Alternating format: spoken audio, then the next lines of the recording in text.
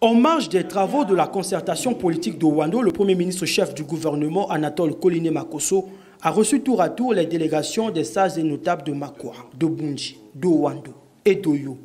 En tenue traditionnelle pour certains, ces dépositaires du pouvoir moral ont réaffirmé leur adhésion à la concertation politique en prônant la paix et en sollicitant des mannes leur protection et leur bénédiction pour le processus électoral en cours. Ces derniers ont plaidé pour la liberté d'expression au cours des débats pendant les travaux de la concertation politique afin que chacune et chacun donne son avis en toute liberté et en toute responsabilité tout en mettant le Congo au centre des intérêts. Outre la paix, l'unité nationale et la réussite du processus électoral, plusieurs autres points ont été abordés, comme la reprise des travaux des infrastructures inachevées. Dans le cadre de la municipalisation accélérée du département de la Cuvette, l'affectation d'enseignants qualifiés pour relever le niveau des élèves, le coût de l'électricité, l'envoi de médecins chevronnés aux hôpitaux de Bunji, l'amélioration de la desserte en eau potable et la construction d'un lycée d'enseignement général à Oyo.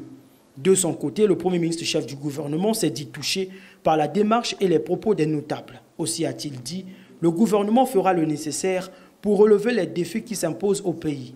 La santé pour tous, l'éducation de qualité garantie à tous les enfants, l'autosuffisance alimentaire et le boulevard énergétique restent prioritaires.